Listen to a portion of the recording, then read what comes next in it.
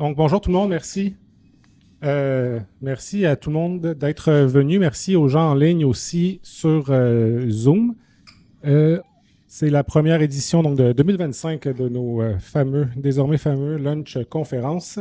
Petit rappel là, donc pour ceux et celles qui nous rejoignent pour la première fois, les lunch conférences ont lieu tous les premiers mercredis du mois et c'est toujours en mode hybride. Je peux déjà vous dire que le prochain sera au centre Jean-Jacques Gauthier. Donc, la partie présentielle sera au centre Jean-Jacques Gauthier. Ce sera le 5 mars et c'est Michel Carr qui travaille donc sur les rêves lucides, entre autres, qui fait du Dream Engineering, qui le donnera. Mais aujourd'hui, on reçoit Rémi Goupil, qui est néphrologue et puis qui est également directeur adjoint à la recherche clinique au centre de recherche du CISNUM, à savoir partagé, et qui va nous présenter donc mieux comprendre la pression artérielle à travers des études épidémiologiques invasives et cliniques. Simplement une petite précision pour ceux et celles qui sont sur Zoom. Si vous avez des questions, vous pouvez les écrire là, donc, dans le chat à la fin de la présentation. Je m'occupe de transmettre vos questions là, donc au présentateur. Sans plus attendre, je vais laisser la parole à M. Goupil. Merci pour l'invitation. Ça me fait toujours plaisir de parler de ma recherche, là, même si j'ai pas toujours le temps.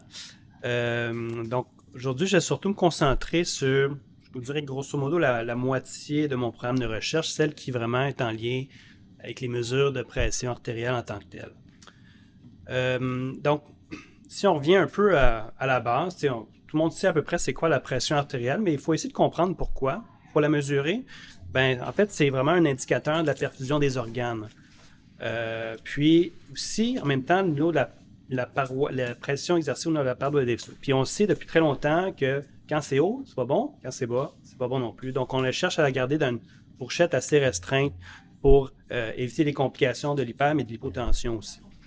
Donc, une fois qu'on sait ça, il faut essayer de trouver un peu la meilleure façon de mesurer la pression. Puis, c'est quoi la meilleure façon? Ben, en fait, on la connaît depuis presque 300 ans maintenant. La meilleure façon de mesurer la pression artérielle, c'est de rentrer un tube dans le cœur ou dans la carotide, puis vérifier la hauteur jusqu'où le sang monte. Fait que ça nous donne une pression en centimètres de sang ou en centimètres d'eau. C'est définitivement la meilleure façon de mesurer la pression, mais évidemment, c'est pas quelque chose qu'on fait de nos jours. Fait qu'on essaie de trouver des façons alternatives pour mesurer des pressions de manière non invasive et quelque chose qui va être utile dans la clinique. Donc, il a fallu attendre un petit peu plus longtemps avant d'avoir l'évolution suivante. Puis, c'est le fameux sphygmomanomètre à brassard. Donc, ça, c'est Rivarocci qui a inventé ça il y a environ 130 ans, qui était tout simplement un brassard qu'on installait sur le bras, qui était gonflé, puis ça nous permettait, en captant la pulsation au niveau de l'artère nasale, de déterminer ce qu'on appelle maintenant la pression systolique. Donc, quand la pression devenait au-dessus de cette pression systolique, on perdait le pouls radial. Donc, on se disait, ben voilà la pression. C'est à ce moment-là qu'on l'a commencé à mesurer en millimètres de mercure. Pourquoi? Ben, c'est parce que c'était le millimètre de mercure sur la colonne qui nous indiquait quelle était la pression. Dès la base, je pense que c'est important de s'en rappeler, de savoir, c'est que la pression au brassard, ça a été fait pour reproduire la pression intra-aortique. Ce qui l'a toujours intéressé, c'est la pression à la sortie du cœur. C'est pas la pression au niveau du bras. La seule raison qu'on le fait au niveau du bras, c'est parce que c'est pas pratique au niveau du cou, puis on peut pas le faire en invasif. Donc vraiment, c'est un artère qui est facilement accessible, qui est relativement proche du cœur. Ensuite, il y a les bruits de Korotkov qui ont été je ne dirais pas découverts, mais qui ont été caractérisés par M. Korotkov, qui était un Russe. Puis ça nous a permis d'avoir la pression diastolique. Donc, le principe sous-jacent de cette méthode-là, c'est qu'on gonfle le brassard, on écoute avec un stéthoscope, puis lorsqu'on attend, quand on perd le bruit de Korotkov, c'est-à-dire que la pression systolique est là, puis, excusez, c'est l'inverse. Quand on entend notre bruit au niveau de l'artère, on voit que c'est le bruit de Korotkov, puis quand on le perd, c'est que le sang voyage bien, puis on est capable de déterminer la pression diastolique. Fait que ça a été environ 120 ans maintenant, puis depuis ce temps-là, tout ce qu'on fait est basé là-dessus. 100% des mesures de pression artérielle est basée sur les bruits de Korotkov. La technique auscultatoire est de moins en moins utilisée pour toutes sortes de raisons. La première, c'est que c'est difficile à faire bien. C'est presque impossible à bien le faire. Ça demande beaucoup de temps. Ça demande des appareils qui ont été calibrés, puis ça demande des bonnes oreilles, et ainsi de suite. Donc, on a graduellement plus migrer vers des appareils automatisés. Les appareils oscillométriques ont vraiment pris le dessus du marché. Puis la méthode sous-jacente, c'est que dans le fond, le brassard gonfle, puis en se dégonflant ou en gonflant, il y a des modèles qui sont lors du gonflement, on capte des oscillations de pression dans le brassard. Ça nous permet d'avoir ce qu'on appelle une enveloppe oscillométrique. Puis le maximum de l'amplitude de cette enveloppe oscillométrique, ça correspond à la pression moyenne. Puis avec des algorithmes, on détermine la pression systolique-diastolique. Donc, c'est une méthode indirecte pour mesurer la pression moyenne, avec laquelle on dérive la pression systolique-diastolique. Puis ça, à la base, c'est des appareils qui ont été conçus pour reproduire vraiment la pression auscultatoire. Okay? Donc, les algorithmes qui prennent la pression moyenne pour déterminer la systolique-diastolique, c'est fait pour reproduire la pression auscultatoire. Quand on parle d'un appareil, d'un oscillomètre validé, c'est que ça a été testé de manière indépendante pour montrer que quand on mesure avec l'appareil oscillométrique, ça va vraiment être très, très proche d'une mesure auscultatoire. Donc ça, c'est un appareil validé. Mais à la base, les algorithmes ont été conçus pour reproduire la pression auscultatoire. Puis après, il n'y a plus grand-chose qui s'est passé une fois qu'on a adopté les appareils oscillométriques. Les seules avancées, c'est qu'on a réalisé que pour bien prendre la pression, il faut bien prendre la pression. Donc, il y a tout le concept de positionnement, période de repos, mesures répétées, de ne pas se fier sur une seule valeur, qui est très, très bien adopté maintenant par toutes les sociétés savantes, puis qui est vraiment la meilleure façon actuellement de prendre la pression.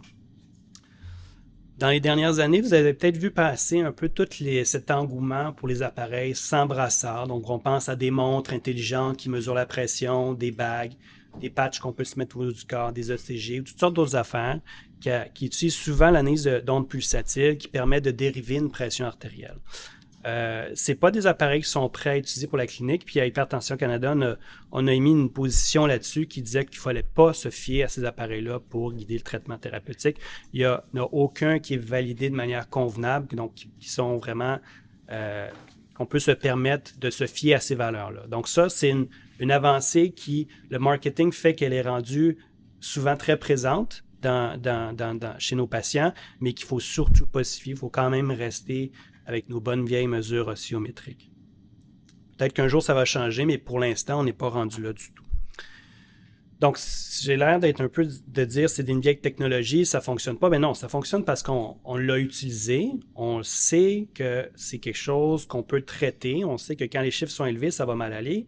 Puis qu'on est capable de diminuer ces chiffres-là avec un traitement, puis là que ça va mieux aller. Fait qu'on est capable de prévenir un risque cardiovasculaire en traitant les chiffres de cette technique-là, même s'il n'est peut-être pas optimale.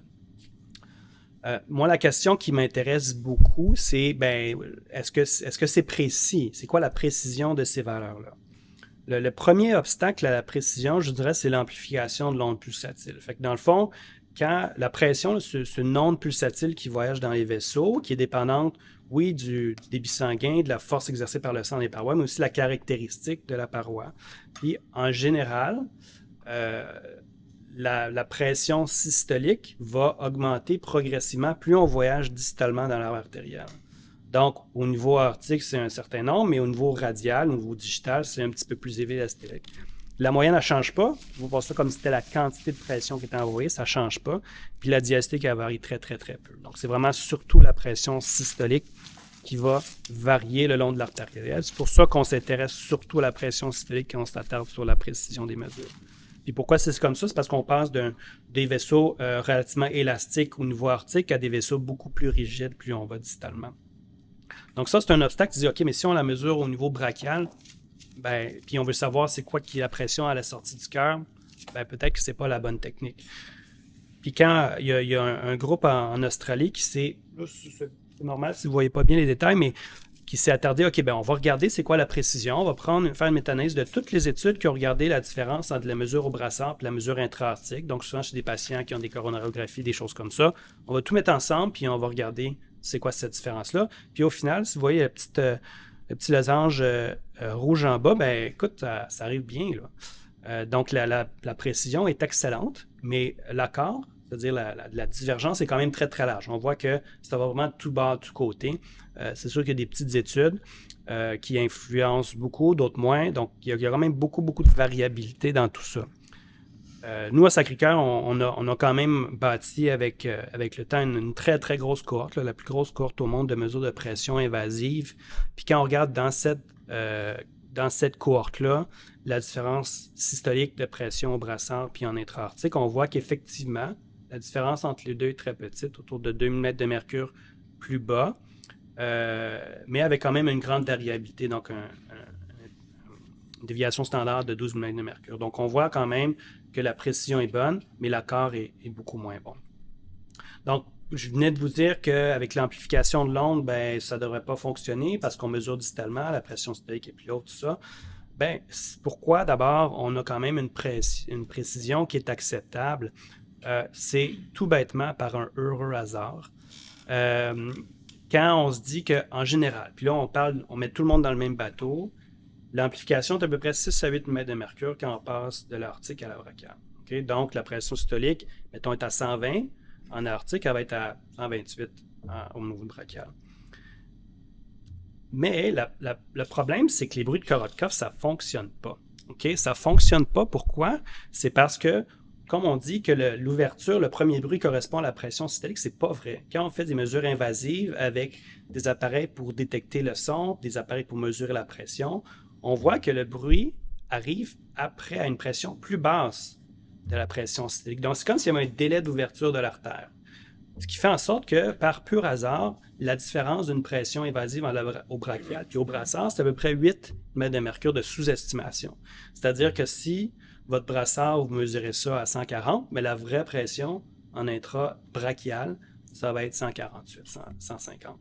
Donc, vraiment, par le pur des hasards, une amplification qui fait en sorte que la pression brachiale est plus haute que l'aortique, puis le fait que votre brassard sous-estime la pression intra-aortique, ça fait que les deux s'alignent, puis qu'en général, quand on met tout le monde ensemble, la pression brassard est une très bonne estimation de la pression intra-aortique. Donc, je viens de parler longtemps pour vous dire que oui, ça fonctionne. Mais, je me mentionné plusieurs fois, c'est ça, c'est quand on met tout le monde ensemble. Puis, oui, en médecine, on fait de la médecine populationnelle, on fait des moyennes, on traite un peu tout le monde un peu de la même façon, on ne fait pas beaucoup d'individualisation. Pourquoi? Parce qu'on n'a pas beaucoup de données à ce niveau-là. Fait que dans la méta-analyse que je vous ai montré, la différence était 0,3 mm de mercure, quand on met tout ensemble. Sauf que quand on regarde la différence absolue, c'est-à-dire qu'on ne considère pas ceux qui ont sous-estimé, on fait juste regarder la différence de zéro en absolu, c'est 8 mm de mercure. Donc, même si la moyenne, quand on tient compte qu'il y en a qui surestiment, sous-estiment, ça arrive pile poil au milieu. Mais si on fait juste regarder la différence, c'est quand même très important. 8 mm de mercure, c'est quelque chose qui est hautement cliniquement significatif. Donc, au niveau individuel, la précision fait défaut. Au niveau populationnel, c'est très intéressant. La raison est très facile, c'est parce que tout le monde est différent. Il y en a qui vont amplifier, il y en a qui ne vont pas amplifier. Il y en a qui vont amplifier beaucoup, il y en a qui vont désamplifier. Puis, pourquoi? On ne le sait pas. Comment on les identifie? On ne le sait pas. Il n'y a pas de caractéristiques précises qui font en sorte que quelqu'un va amplifier, l'autre pas. Ça a certainement un lien avec la rigidité artérielle, mais il n'y a pas de mesure qui a été faite pour vraiment prédire quelqu'un qui amplifierait beaucoup entre l'aortique et la brachiale et d'autres qui n'amplifieraient pas beaucoup. Dans cette étude-là, d'une centaine de patients en pression invasive qu'un groupe en Australie a fait, tous ces patients-là avaient la même pression au brassard, exactement pareil, sauf qu'il y en a qui avaient des pressions beaucoup plus basses en aortique, beaucoup plus hautes en radiale et correspondantes en aortique. C'était pas possible de différencier ces patients-là. Donc, il y a des variabilités, comme dans tout. Vous avez le droit d'avoir des cheveux de différentes couleurs, bien, vous avez le droit d'avoir une amplification différente. Donc, ça, c'est le premier phénomène. Puis l'autre phénomène, c'est que ce n'est pas tout le monde qui va sous-estimer sa pression intrabrachiale au même niveau avec le brassard. Donc, il y en a qui ça arrive pile poil dessus, il y en a qui sous-estiment énormément, il y en a qui surestiment aussi. Encore une fois, c'est certainement en fonction des caractéristiques de la paroi vasculaire. Plus rigide, ça sous-estime un peu plus, et ainsi de suite. Donc, il y a la grande diversité dans ces deux phénomènes-là que ça fait que oui, en général, ça arrive bien, ça arrive pile poil au même niveau, donc la précision générale est bonne, mais au point de vue individuel, c'est très, très, très variable. Est-ce qu'il y a moyen d'avoir plus d'informations dans ce qu'on mesure pour accroître la précision? Bien, vous voyez, quand ça, c'est 5 ondes pulsatiles différentes. Ils ont tous la même pression systolique, diastolique, moyenne. Mais vous voyez, là, c'est très différent, ces 5 pressions-là.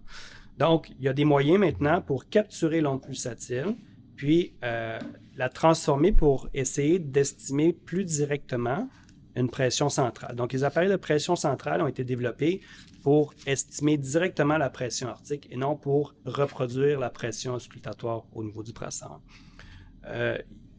Il y avait un bon engouement sur ces appareils-là. Ça fait en sorte qu'il y en a beaucoup, beaucoup qui ont été mis sur le marché. Vous ne voyez pas beaucoup ça parce que ce n'est pas encore vraiment utilisé en clinique, faute d'indication. Mais il y a toutes sortes d'appareils avec des prix vraiment concurrentiels maintenant qui ne sont pas beaucoup plus chers qu'un appareil validé qu'on utiliserait à la clinique. Là. Donc, c'est vraiment facilement accessible de nos jours. C'est plus comme un des premiers qu'on avait qui était le sphygmocard, qui était un tonomètre qu'on mesurait la pression au niveau de l'artère radiale. Maintenant, c'est des appareils intégrés à un brassard, un petit algorithme qui fait en sorte qu'on peut capturer l'onde pulsatile puis dériver une pression centrale. Donc, c'est quelque chose qui est beaucoup plus facile à utiliser maintenant. Donc, en un autre côté, c'est un petit peu plus facile à étudier si c'est utile cliniquement. Il y a surtout des études observationnelles qui montrent un bénéfice de ces appareils de pression centrale. Donc ça, c'est des associations statistiques avec le dommage d'organes, les éléments cardiovasculaires. On le sait par contre que certains antihypertenseurs qui vont plus baisser la pression brachiale que centrale. Par exemple, les bêta-bloqueurs ont tendance à plus baisser la pression brachiale, tout simplement parce que ça change le timing de l'arrivée de l'onde pulsatile au niveau brachial par rapport au niveau aortique. Donc, on a l'impression que peut-être certains agents seraient moins adéquats si notre but serait vraiment de viser spécifiquement la pression centrale. Jusqu'à tout récemment, il n'y avait pas vraiment d'études qui s'attardaient à ce que ça change la stratification du risque. Donc, on sait que oui, c'est associé statistiquement aux éléments cardiovasculaires, mais est-ce que ce risque-là va être plus facile à définir avec la pression centrale qu'avec la pression brachiale? Nous, on a étudié ça, on a publié un papier il y a quelques années déjà. On a utilisé la base de données Carthagène. Donc, ça, c'est une grande base de données québécoise de 20 000 participants. Puis dans ceux-là, on en a pris 13 000 qui n'avaient aucun agent antihypertenseur à la base, aucune maladie cardiovasculaire à la base. On avait avec les données RAMQ un suivi de presque 9 ans dans cette cohorte-là. Puis on a regardé un peu les associations entre les événements cardiovasculaires majeurs. Puis effectivement, si on regarde ici la pression centrale, bien associée à ces événements-là, pression brachiale tout aussi bien associée à ces événements-là, mais quand on regarde la reclassification des patients, est-ce qu'on est capable de mieux les classifier dans un risque élevé ou pas? Il y a une différence statistique, mais vraiment, quand on regarde les chiffres, c'est tout petit, tout petit, tout petit. C'est juste parce qu'on avait 13 000 patients qu'on a réussi à trouver cette différence statistique. Donc, nous, notre conclusion avec ça, c'est que dans une population générale non sélectionnée, il n'y a probablement pas de bénéfice à utiliser des mesures de pression centrale pour la stratification du risque cardiovasculaire.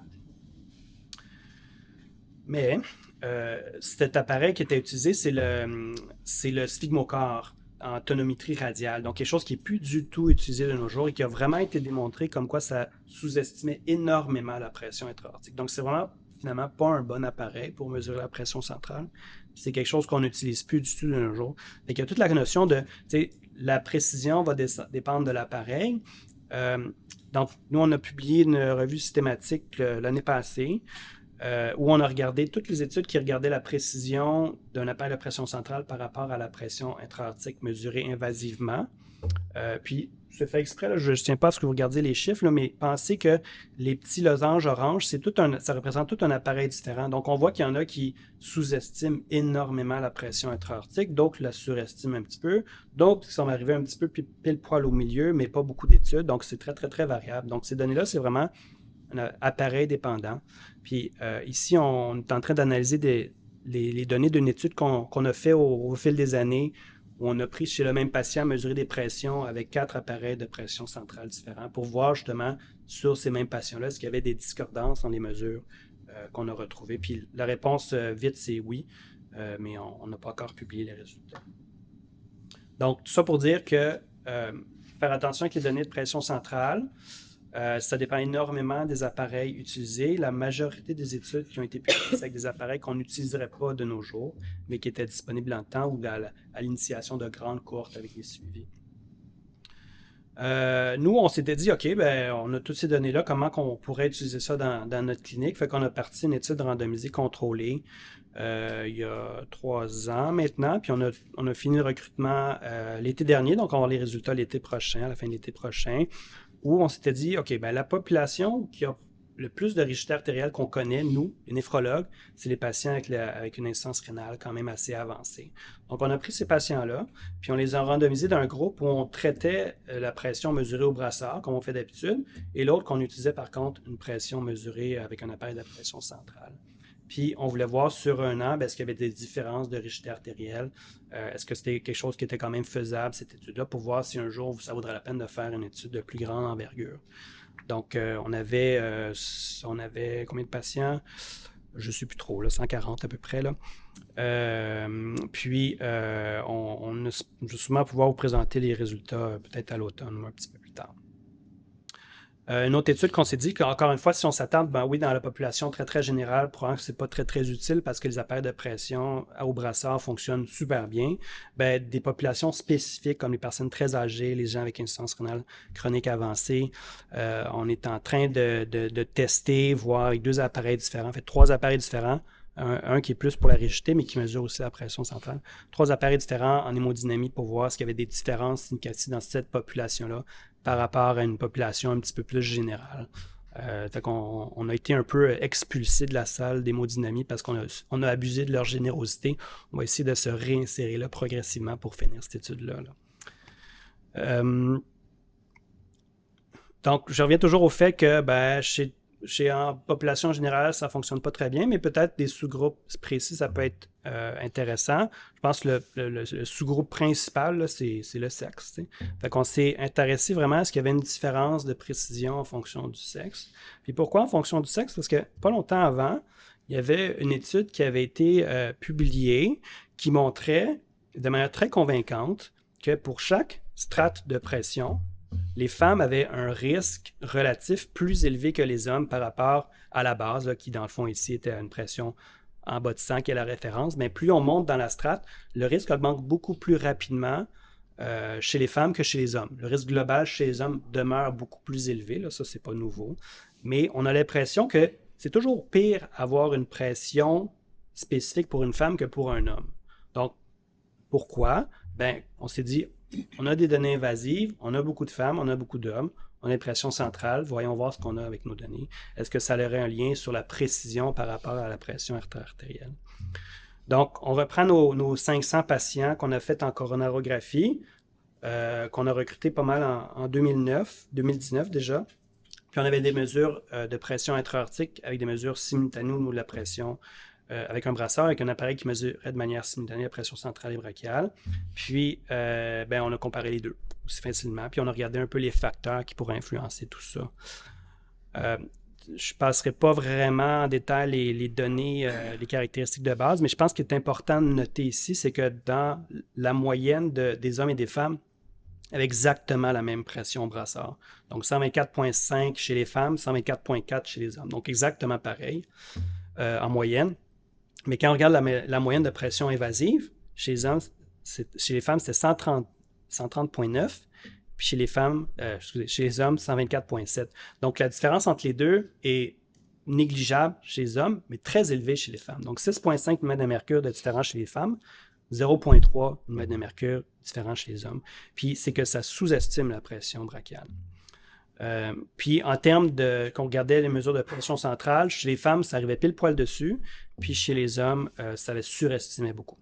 Donc on trouvait ça hyper intéressant. Puis quand on a regardé un peu les facteurs qui influençaient tout ça, il y en avait 3 vraiment. Il y avait l'âge, il y avait le sexe, puis il y avait la taille. Okay? Puis quand on regarde un peu bêtement, un peu homme-femme, c'est quoi ces différences? On retrouve chez les femmes, le moins 6,5 puis le moins 0,3 chez les hommes. Mais on voit que la taille aussi a un effet très similaire parce que, oui, les femmes sont en général plus petites que les hommes. Fait qu'on voit que les personnes plus petites, puis là, c'était juste des tertiles, là, c'est pas un chiffre qu'on a choisi, le 167. Fait que les personnes plus petites avaient également beaucoup plus de sous-estimation de la pression intra-aortique par rapport aux personnes plus grandes qui, eux, avaient tendance à avoir une surestimation possible. Puis on voit, ça c'est la pression au brassard standard ici. Sur la droite, on voit la pression centrale. C'est exactement la même relation, c'est juste qu'elle est tassée. Fait que c'est pour ça que là, ça donne que la pression centrale, ça fonctionne beaucoup mieux. Mais le degré d'imprécision, la variabilité est à peu près pareil. Puis pour un peu mieux comprendre c'était quoi le lien entre justement est-ce que c'est tout bêtement le sexe, est-ce que c'est tout bêtement la taille, est-ce que c'est un petit peu des deux.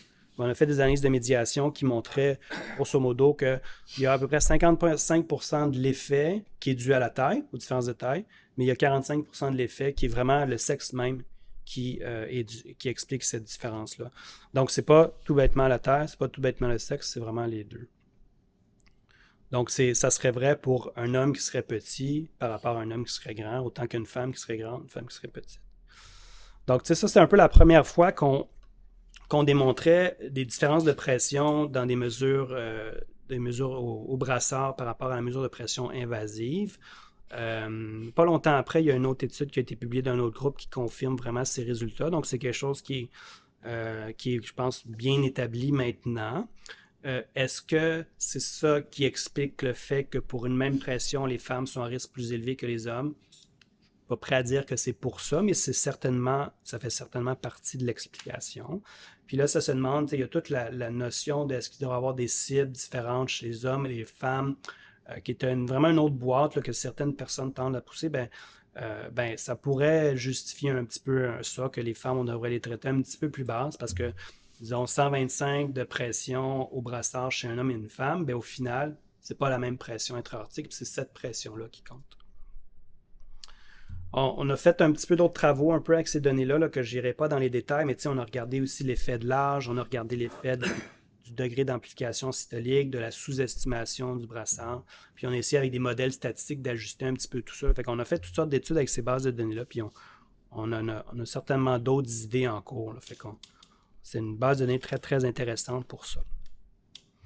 Donc, je vous ai dit tout ça, mais ça ne change pas le fait que c'est ce qu'on utilise tous les jours parce que on n'a rien de mieux pour l'instant, puis on le sait quand même que ça fonctionne. Je ne veux pas dire que la pression, il ne faut pas la mesurer, ça ne vaut rien. On sait que c'est quelque chose d'excessivement utile. Donc maintenant qu'on sait ça, on se dit, OK, est-ce qu'il y a moyen d'optimiser tout ça? Donc, il y a l'aspect un peu plus précision, explication, pourquoi il y a des différences de précision dans le programme de recherche. Puis maintenant, il y a une façon d'optimisation, de simplification de mesures de pression qu'on aborde. Quand on regarde les différentes lignes directrices, ce qui ressort de tout ça, c'est que en général, on a tendance à recommander une certaine période de repos avant de prendre des mesures. Pas le Canada, puis la raison, c'est simple, c'est parce qu'au Canada, avant, on utilisait beaucoup l'appareil BP True, qui est un appareil qui mesurait 6 fois la pression, mais qui jetait la première. Donc, ça faisait un peu artificiellement une pause. C'est pour ça que je pense que les gens sur ligne directrice ne voulaient pas se tirer dans le pied en disant qu'il ne faut pas utiliser cet appareil-là parce qu'il faudrait toujours faire une pause. Et bref, l'important, c'est que le patient soit calme et reposé. On prend plusieurs mesures à 1 ou 2 minutes d'intervalle, puis on fait la moyenne de plusieurs mesures. Ensuite, il y a des petites différences, comme vous voyez, là, en termes de nombre de mesures, en termes de qu'est-ce qu'on fait avec les moyens, est-ce qu'on arrête ici, ça. Mais globalement, c'est à peu près ça qu'on fait ici. Puis pourquoi on fait ça? C'est parce qu'avec cette technique-là, où la position est importante, l'appareil est important, le contexte est important, ce qu'on veut faire, c'est reproduire en clinique ce que le patient a à la maison. C'est vraiment ça le but d'avoir des mesures standardisées, c'est de reproduire ce qu'on obtient au MAPA, qui est un monitoring ambulatoire de pression artérielle, donc une moyenne de 24 heures ou la moyenne de jours, plus spécifiquement dans ce cas-ci, et les mesures des pressions à domicile mesurées par les patients. Donc c'est ça qu'on veut, puis on le sait qu'une technique clinique bien faite, dans des bonnes conditions, ça va reproduire presque exactement la moyenne de jours au MAPA ou la moyenne de pression à domicile effectuée de manière convenable. Donc ça, c'est ce qu'on veut reproduire, mais ce qu'on veut prédire ultimement, c'est est-ce que la pression est associée à un risque? Puis éventuellement, est-ce que je suis capable de jouer sur ce risque en modulant la pression? Donc nous, on s'est un peu intéressé à ça, en fait beaucoup, mais ce que je vais présenter là, c'est un papier qu'on a publié 2 ans, qui on regardait un peu le nombre de mesures et quelles mesures seraient importantes pour un peu prédire le risque cardiovasculaire.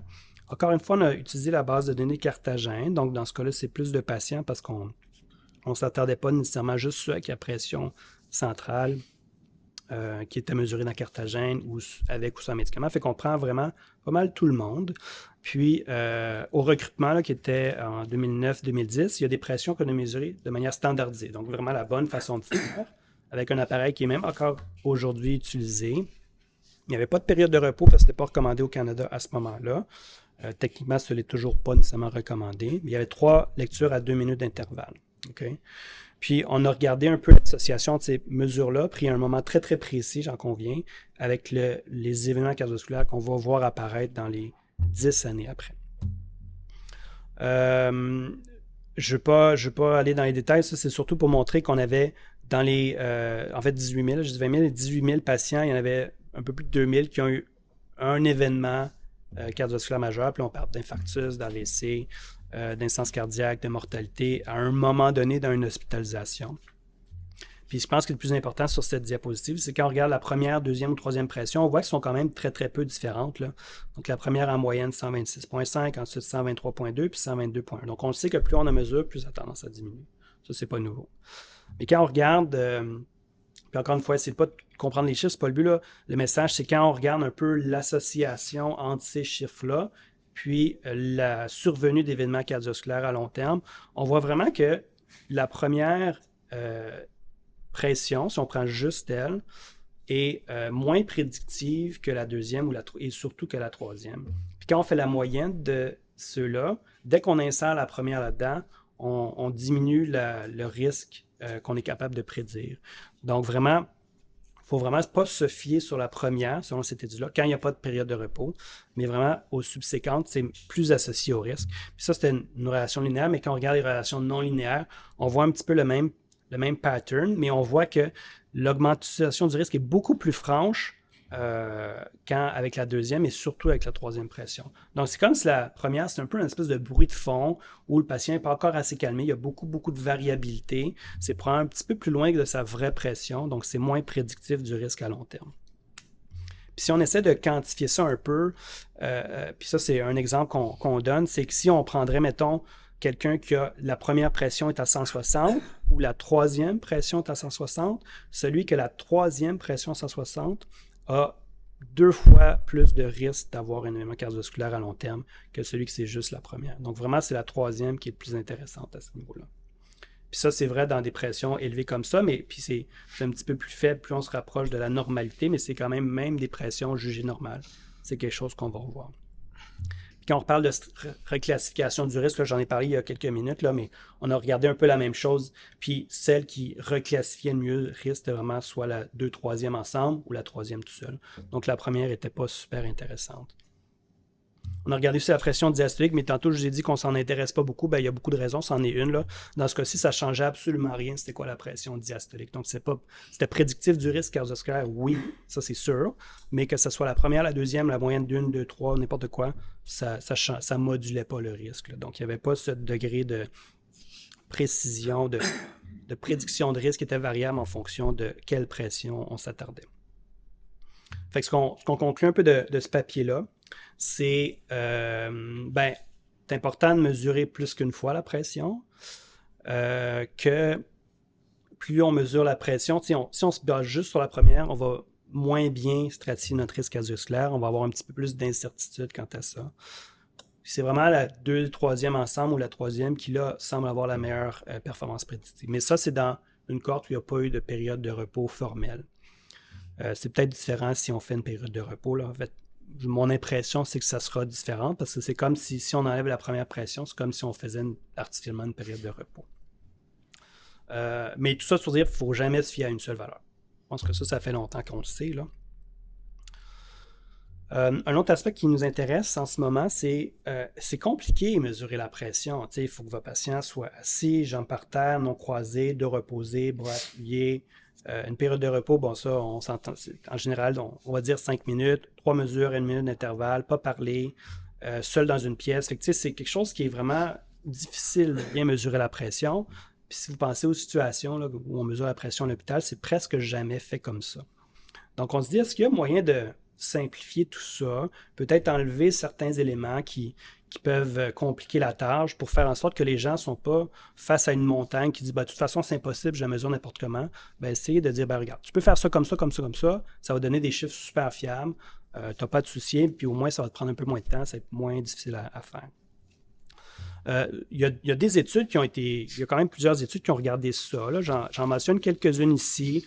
Il y en a qui ont démontré le nombre de mesures, fait qu'ils montraient que si tu en prends plus que 3, là, c'est là que tu commences à sous-estimer la moyenne de jours au MAPA, donc ce qu'on voudrait estimer.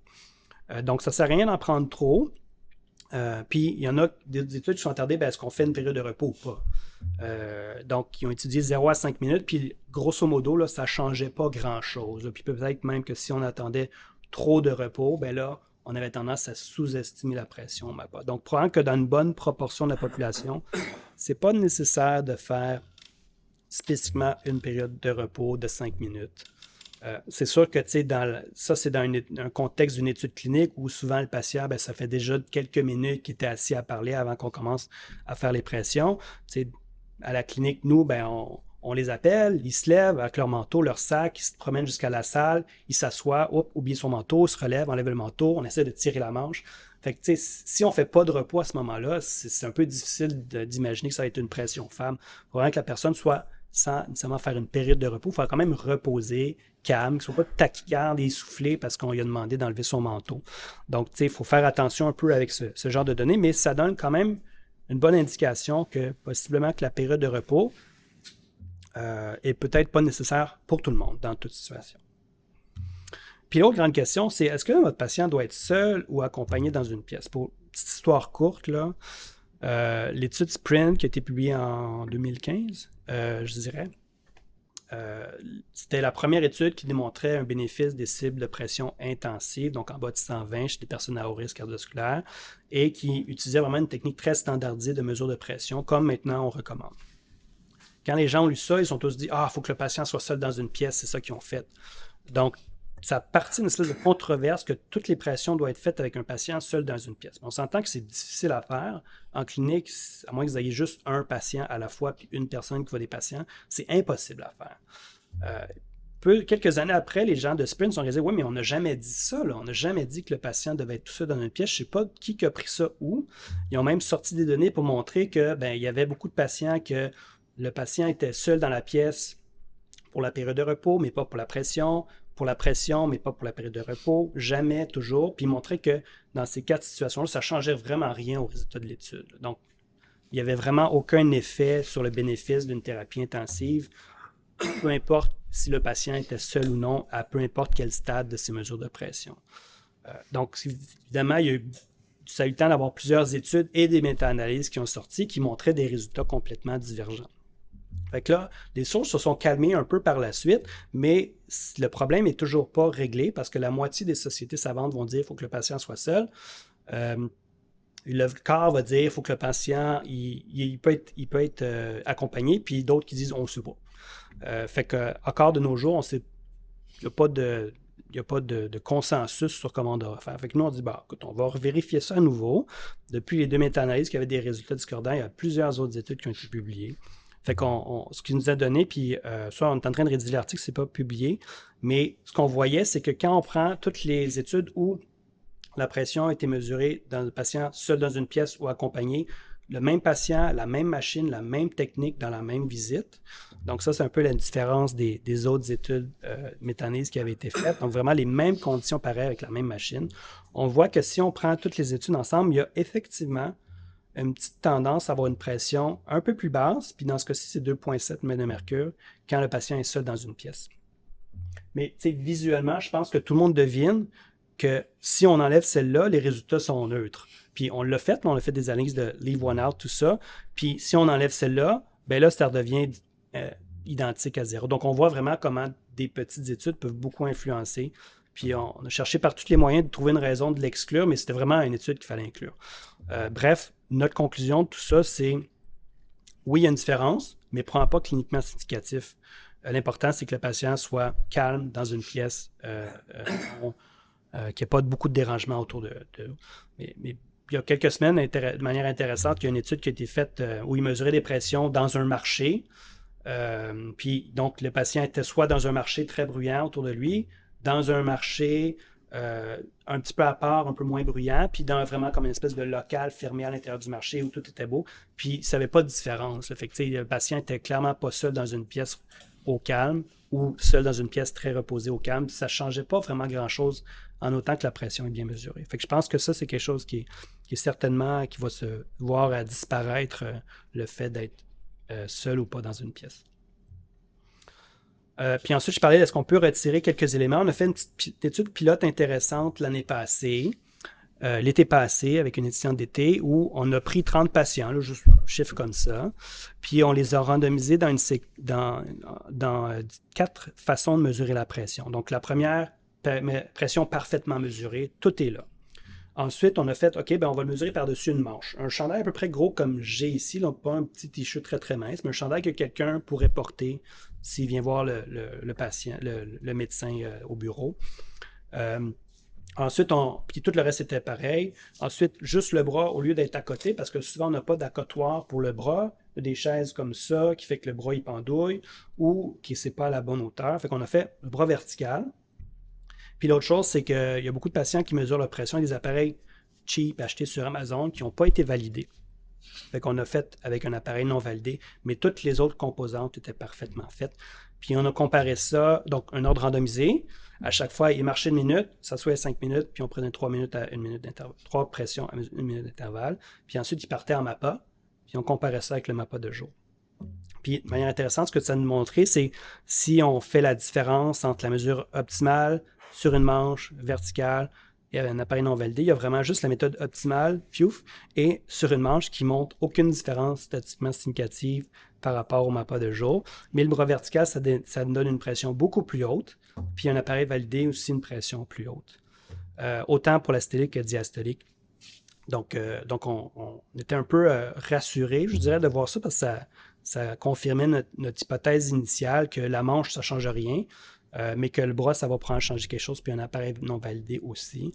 Puis là, on est en train de partir une étude plus spécifiquement sur les appareils non validés. Donc, on teste des appareils à domicile, 1 validé, 3 non validés, achetés sur Amazon pas cher. Un peu sur la même procédure, mais beaucoup plus de patients, on vise 140 patients pour avoir vraiment la puissance pour déterminer si effectivement il y a une différence ou pas avec les différents appareils. Parce que notre impression, c'est que ça va dépendre de l'appareil aussi. Mais sauf que s'il n'y a pas moyen de savoir si l'appareil est précis ou non, s'il est non validé, ben peut-être qu'on est aussi bien de toutes les tasses de côté.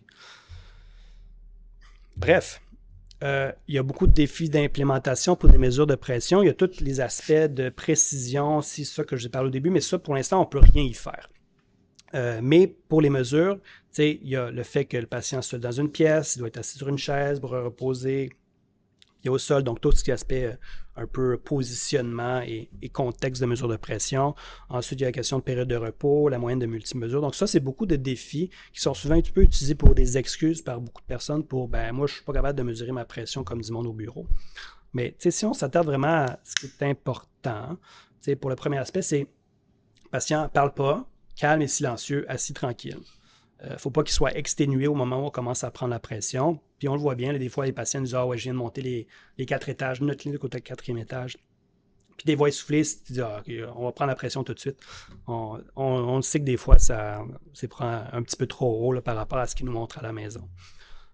On veut aussi, surtout minimiser ce qui est les biais de lecture. On veut, encore une fois, le patient reposer et pas se fier juste à une seule mesure. Fait que, si on regarde un peu ça, puis les données qu'on a pour l'instant, bien, il y a quand même des alternatives qui semblent acceptables. Donc, plusieurs patients dans une salle dédiée, c'est certainement acceptable selon moi. Pour tout ce qui est positionnement, il y a probablement juste le fait de prendre par-dessus une manche qui est correct. Il faut se dire que c'est mieux d'avoir par-dessus une manche comme ça que d'avoir une espèce de gros moton de manche qui comprime le bras, qui prend, fait une espèce d'effet garrot. Donc ça, c'est certainement pire que ça.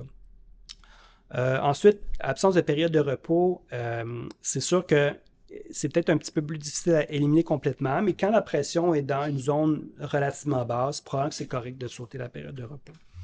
Puis, encore une fois, je pense qu'on ne peut pas faire en sorte de prendre juste une mesure. Ça, c'est clair, mais certainement pas bénéfice à attendre 2 minutes. On peut le faire à 1 minute. Fait que, si on simplifie ça un peu de manière, si le protocole TRIC, c'est 12 minutes par patient, un seul à la fois dans une pièce dédiée, on est capable d'avoir un petit 5 minutes par patient, plusieurs en même temps, ça va beaucoup plus vite. C'est plus facile à implémenter.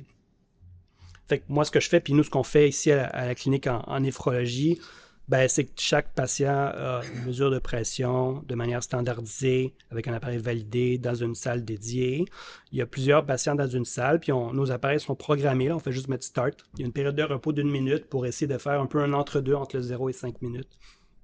puis 3 mesures de pression à 1 minute d'intervalle. Donc, l'appareil nous donne la moyenne, mais aussi nous donne les 3. Fait qu'on peut voir est-ce qu'elle est en train de baisser, puis on peut présumer qu'elle est encore en train de baisser. Le truc, c'est d'avoir au moins assez d'appareils, comme le nombre d'appareils que vous avez de cliniciens qui travaillent en même temps, salle dédiée, endroit calme, des chaises avec des appuis-bras. Là, c'est pas toujours facile parce que l'appui-bras est trop bas pour certains, trop haut pour d'autres, mais tout est mieux qu'un bras qui est tout droit. Sur la manche, c'est certainement acceptable. Puis, tu sais, quand ça va plus vite, moi, j'ai tendance à sauter l'horaire la minute de repos chez des patients. Là. Fait que, tu sais, nous, on a une belle salle là, qui, ben, belle, non, elle n'est pas belle, mais elle est fonctionnelle. Au moins, la télé est rendue de l'autre côté. Là. Donc, on est capable de faire ça. Puis, je pense que c'est quelque chose qui est vraiment obligatoire maintenant là, pour mesurer la pression. Il ne faut pas la mesurer avec le patient assis sur la tête d'examen, avec les jambes qui pendouillent, surtout pas avec la méthode auscultatoire dans ce contexte-là. Puis, même les chaises comme ça, là, souvent, vous regardez vos petites madames âgées, là, les pieds ne touchent pas par terre. Là, souvent, ils sont assis dans le fond, puis ils ont les jambes toutes droites comme ça. Là. Fait que, il faut vraiment une chaise appropriée pour les mesures de pression. Fait que je vais finir avec ces quelques messages clés. Vous en ferez ce que vous voulez, là, mais je pense que mon premier message, c'est qu'on ne peut pas penser que si on mesure bien la pression, ça va être obligatoirement une mesure qui va avoir un bon reflet de la pression réelle du patient. Puis par pression réelle, je parle d'une pression intra-aortique mesurée invasivement. Donc le but ultime, ça serait un appareil qui mesure toujours chez tous les patients bien la mesure intra-aortique qu'on mesurait avec une méthode invasive. Tout ce qui est nouvelle technologie, pour l'instant, on n'a pas de données qui justifient leur utilisation. Puis ça inclut, oui, les appareils de pression centrale, mais aussi tous les appareils sans brassard que je n'ai pas beaucoup plus parlé. Je pense maintenant, on sait de manière très, très convaincante, puis toutes les sociétés savantes s'accordent là-dessus, qu'on ne peut pas se fier à une seule valeur. Mais que c'est possible quand même d'intégrer toutes ces notions-là, puis de simplifier d'une certaine façon les mesures de pression pour essayer d'adapter ça pour que ça soit faisable en clinique. Donc, je prends quelques secondes pour remercier un peu tout le monde qui ont travaillé. Là, il y en a beaucoup plus que ça, mais comme les étudiants, c'est surtout ceux qui ont travaillé sur des projets que j'ai présentés aujourd'hui. Donc, je vais remercier tout le monde de votre attention aussi. Je suis prêt à prendre vos questions.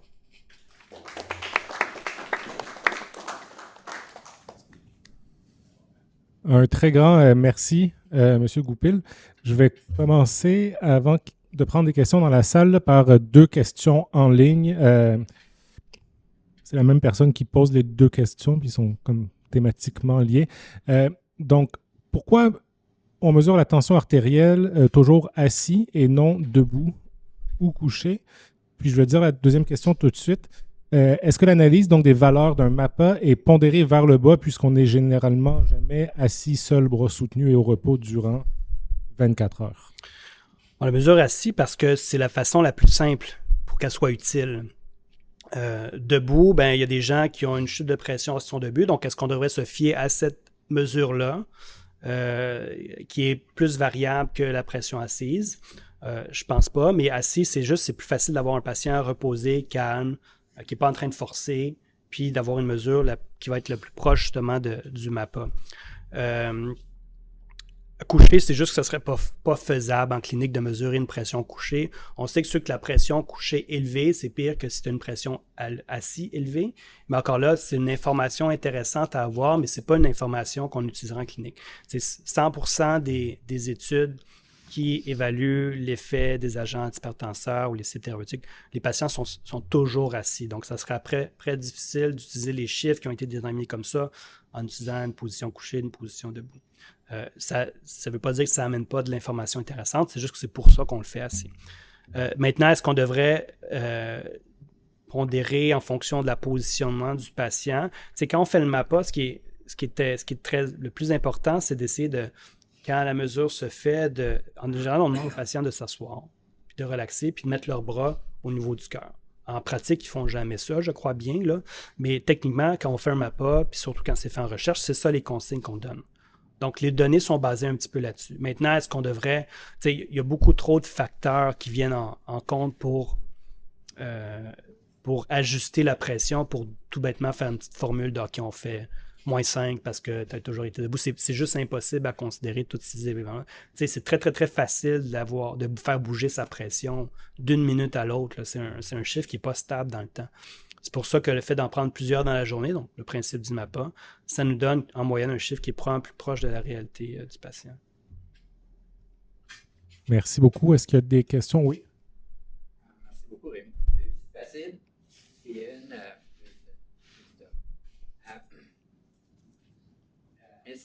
la systolique 3 moyenne.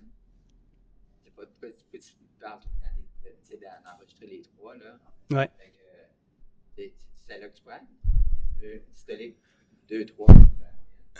Ben, en fait, les appareils sont plus difficiles à programmer de cette façon-là. On peut les programmer qui discardent la première, mais moi, je pense que le plus simple, c'est d'en prendre 3 après, puis juste de garder ceux-là. Les données que j'ai présentées, c'est qu'il n'y avait pas de période de repos. Mais si on fait une période de repos, c'est comme si on jetait déjà la première. Fait que nous, notre minute de repos ou le 5 minutes de repos se fait, c'est comme si tu avais déjà jeté 1 ou 2 premières pressions. Donc, moi, j'ai l'impression que ça reproduit à peu près nos résultats. Donc, je prends la moyenne des 3. L'autre facile, c'est est-ce que tu penses, comme l'Hypertension Canada nous a dit de faire, de prendre 5 minutes une fois, pas à toutes les visites, pour expliquer comment regarder c'est quoi, il y a le check là, avec le cas, que le patient est confiant que une bonne quantité de patients qui le font correct à la maison. Ah, la majorité ne le font pas bien, puis tu sais, il faut vraiment prendre le temps. Même si tu as fait ça, ben, si tu as fait ça. mais ça, tu jettes la première, tu prends la moyenne des deux, tu marques là en quel âge tu fais ça. Ouais. Ben, je pense que si on prend le temps, la question c'est est-ce qu'il y a moyen d'améliorer la fiabilité des pressions à domicile? Puis, tu sais, prendre le temps de leur expliquer, c'est hyper important. Hein? Puis, ça fait en sorte qu'on ait des pressions plus faibles parce que souvent, tu sais, on est tous hyper occupés en clinique. On n'a pas nécessairement ce 5 minutes à dédier aux mesures de pression. On n'a pas d'infirmière à notre clinique qui pourrait le faire. Ce serait vraiment un atout majeur. Il y a des pamphlets qui existent, fait que des fois, moi, j'essaie de leur glisser un pamphlet qui traîne dans notre bureau, qui explique la technique de mesure à domicile. Mais c'est vrai que, tu sais, si on ne prend pas le temps de l'expliquer, puis après quelques cliniques, là, on voit que c'est toujours discordant avec ce qu'on pense ou pas. Puis on leur pose comment ils font ça, on regarde que, ah non, tu sais, faut pas faire ça comme ça. Là. Fait que, tu sais, il faut prendre le temps de leur expliquer que c'est important de prendre plusieurs mesures, tu sais, au moins 2 le matin, au moins 2 le soir, d'écrire les 2, puis on va regarder les 2. Je leur demande pas nécessairement d'en prendre une puis de la jeter, là, mais au moins en prendre 2 à chaque fois. Puis c'est ça qui est recommandé, c'est 2 fois le matin, 2 fois le soir, 7 jours de suite. Puis la première journée, on l'efface. Mais si personne ne fait ça, puis moi, je demande pas ça à mes patients. C'est juste, c'était dans des études cliniques, c'était plus facile d'avoir des pressions comme ça pour avoir quelque chose qui est un peu plus concordant. Mais dans la vraie vie, c'est difficile. Un cardiologue occupé, peut-être moins occupé que d'autres, là, mais pour un cardiologue occupé, quand Hypertension Canada, il y a 5 ans, ils nous ont dit ça, puis c'était le chiffre numéro 3 là, des 10 choses à faire. Ouais. Je le fais toujours. Puis je prends 5 minutes pour leur expliquer ça, puis je pense que c'est pas pire. Je les teste pas pour voir si ben, il faut le faire. Ben, non, je pense pas qu'il faut les tester. Tu sais, je pense que faut régulièrement leur demander comment ils mesurent la pression, s'ils ont bien acquis ce que tu leur as enseigné, tout ça. Mais c'est super important. C'est comme dire, tu vas prendre ta glycémie à la maison, injecte-toi de l'insuline. On leur dit pas comment faire. Il y en a plein qui, ils le font le mieux possible, mais ça sera pas la bonne façon. Là. C'est un peu la même chose de la pression artérielle. Là. Fait que, c'est important de leur prendre le temps de leur expliquer, que ce soit des pamphlets, des vidéos en ligne, des choses comme ça. Là. La question, la top, est-ce que le MAPA, c'est le gold standard? Pourquoi? C'est juste le gold standard, puis on le voit bien dans les études sur, par exemple, les médicaments ou les cibles thérapeutiques, les choses comme ça. Quand on mesure la pression en clinique, l'effet est magique, là, est énorme. C'est vraiment, la dernière version, 20 mm de mercure. Ah, mais là, on rajoute un peu d'éléments de masquer la technique, masquer les valeurs. Mais tu sais, puis plus on s'approche d'une valeur objective au MAPA, qu'on ne peut pas fausser, qu'on ne peut pas dire « Ah, je vais en prendre juste une autre, juste pour être sûr qu'elle est belle. » Tu sais, c'est vraiment une valeur objective. On prend toutes les valeurs, on réduit la variabilité parce qu'il y en aura des plus hautes, il y en aura des un peu plus basses, mais la moyenne sera proche autour de la réalité. Fait que c'est une façon, juste avec le nombre de mesures, de réduire cette variabilité. Fait que c'est pour ça qu'on appelle ça le gold standard. Là. À mon avis, le gold standard, c'est une mesure intra-aortique invasive, mais c'est pas chez des patients qui ont besoin d'une coronarographie qu'on peut tout baser nos données. C'est pas des patients qui se promènent dans la rue. Là. Peut-être que si on faisait ça dans des patients en santé, ce qui est éthiquement pas possible, on aurait des résultats différents. Mais c'est considéré le gold standard parce que ça réduit la variabilité, ça réduit un peu le regression to the mean dans les études avec des mesures en clinique et des choses comme ça. Fait que c'est tout bêtement comme ça. En sert cliniquement. Moi, je m'en sers pour mes projets de recherche surtout. Puis je m'en sers quand j'ai une discordante importante entre les pressions en clinique puis pression à domicile. Mais je pense qu'on devrait peut-être s'en servir un petit peu plus, là. C'est disponible dans la majorité des pharmacies. Ça coûte, je pense, une quarantaine de dollars quand on le prend en pharmacie, le MAPA. C'est gratuit dans certains hôpitaux. Ici, c'est gratuit. Fait que c'est quand même accessible. Peut-être qu'on devrait l'utiliser un petit peu plus souvent, là. Merci. Je vais prendre une autre question de nos téléspectateurs. Les appareils vendus pour prendre la tension artérielle, donc je pense qu'on parle ici là, au poignet, les nouvelles technologies, ont-elles une pertinence? Et je vais peut-être ajouter, là, sinon, est-ce qu'il y a quelque chose de prometteur en ce moment? Est-ce qu'il y a des avancées qui sont prometteuses en la matière ou pas du tout? Donc, je pense qu'on parle des appareils sans brassard ou cuffless dans le jargon. En ce moment, non, il ne faut pas les utiliser. Ça peut donner une idée de la pression quand c'est les extrêmes, là. Disons, si tu es à 180 sur ta petite montre, peut-être c'est vrai que tu as une pression élevée. Est-ce qu'on va être à 180, je ne sais pas. Mais pour l'ajustement de médicaments, il ne faut vraiment pas l'utiliser. Il y a des appareils puis là, je pense bizarrement, on dirait qu'il y a un push de marketing parce que j'ai beaucoup de questions là-dessus, là.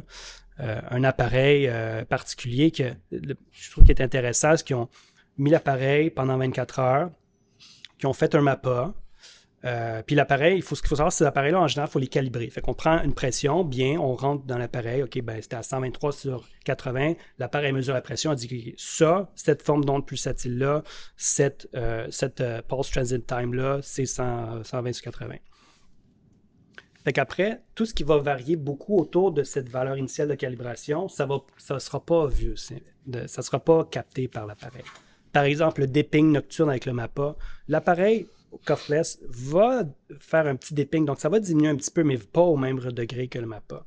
Puis, pour cet appareil-là en question, ils ont même essayé de commencer des médicaments à un patient, puis tu sais, la pression baisse, il voit au MAPA, il voit aux pressions cliniques, mais avec cet appareil, ça ne bouge pas d'un poil. Donc, ces appareils-là, en ce moment, ça ne permet juste d'avoir un chiffre de pression qui est corrélé très hautement avec la pression de calibration. Donc, tant qu'à être, on prend la pression de calibration puis on se fie là-dessus. Donc, est-ce que ça va venir un jour? Ouais, je pense que oui, là.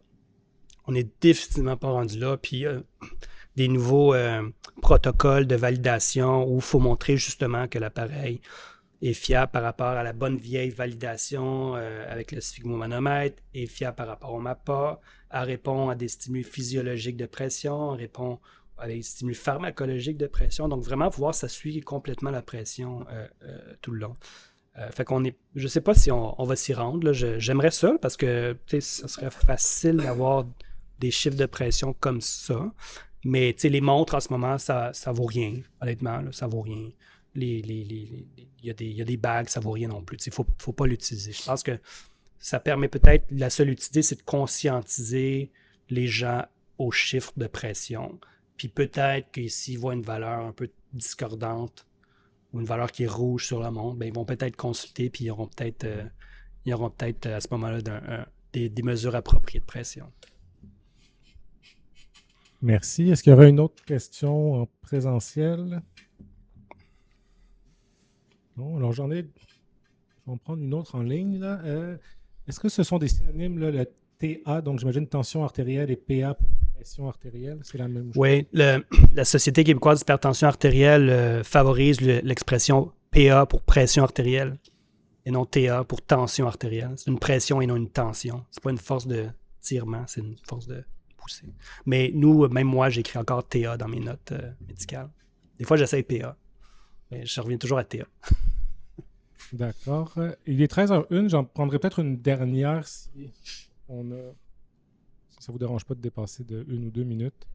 Quelle interprétation faites-vous lorsque la moyenne de la tension artérielle prise à domicile fois une semaine, ouais, ok, est supérieure à la moyenne faite en clinique.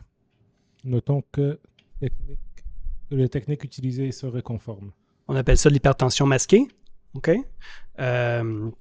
Faut traiter la pression à domicile. Le patient n'habite pas à la clinique. Donc, c'est un risque serait élevé d'avoir une hypertension masquée par rapport à une hypertension non masquée. Donc, le risque est plus élevé. Donc, il faut traiter la pression à domicile. Très bien. Ben, malheureusement, on va devoir s'arrêter ici. On a déjà dépassé un peu, mais un grand merci encore, Dr. Goupil. Et puis, pour tous les autres, donc on vous donne rendez-vous au prochain lunch conférence qui aura lieu le 5 mars prochain au Centre Jean-Jacques Gaultier pour ceux et celles qui veulent s'y déplacer. Merci, Dr. Goupil.